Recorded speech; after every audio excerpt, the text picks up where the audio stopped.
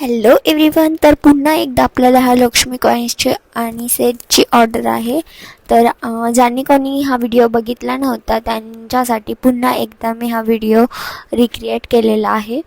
तर मी हे ढोलक मणी घेतलेले आहेत 6 mm. त्याच्यानंतर ग्रीन कलरचे क्रिस्टल घेतलेले आहेत 2 mm आणि एक इनविजिबल वायर घेतलेली आहे.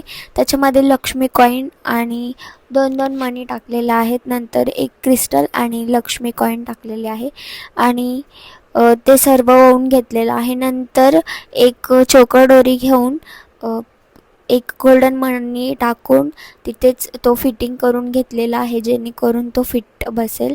आणि त्याच्यानंतर दुसऱ्या साईडलाही सेम तसंच करायचं.